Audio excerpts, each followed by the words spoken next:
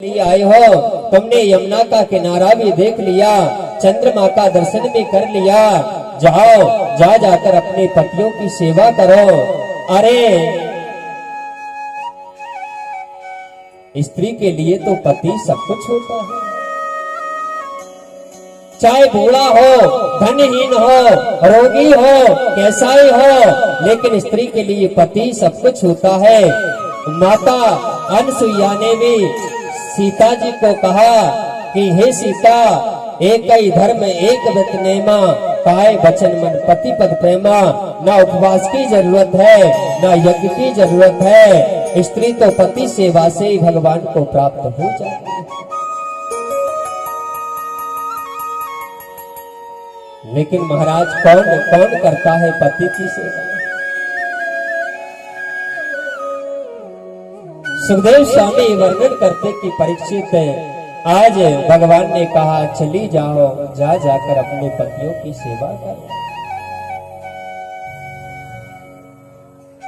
अब तो विचार कीजिए बंधुओं, जब भक्त भगवान के सामने आता है तो भगवान भक्त की परीक्षा लेकर भी देखते हैं कि कच्चा भगत है कि पक्का है।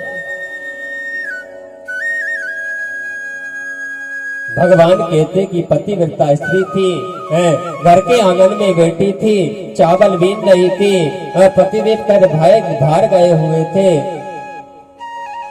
अब तो जैसे ही पतिदेव आए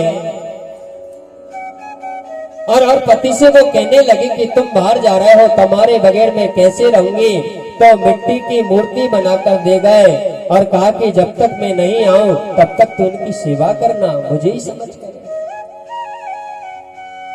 लेकिन जब पतिदेव परदेश से धन कमाकर आए, सांकल को खटखटाया। आज गोपियों ने पूछ लिया कि उस स्त्री को फाटक खोलना चाहिए कि नहीं खोलना चाहिए। भगवान ने कह दिया कि जब सच्चे के पति आ गए हैं तो झूठ मूठ पति की क्या सेवा करना। आज गोपियां कहने लगी कि वाह श्री कृष्ण, आज आपने अपने मुख से निर्णय कर दिया है, अरे वो हाड़ मास का पति होगा, लेकिन जन्म जन्म के पति तो केवल श्री कृष्ण आप ही हैं। मीरा ने भी कह दिया, मीरा को जब दुत्कारा गया कि तू कृष्ण को अपना पति मानती है, तो मीरा ने भी कह दिया कि तुम जब पति को परमेश्वर मानती हो तो मेरा पति तो द्वारकाधीश है, वो वास्तव में ही परमेश्वर है। ऐसे वर को क्या भरे जो जन्मे और मर जाए, वर भरिए श्री कृष्ण को, तेरो जुड़ लो अमर है जाए।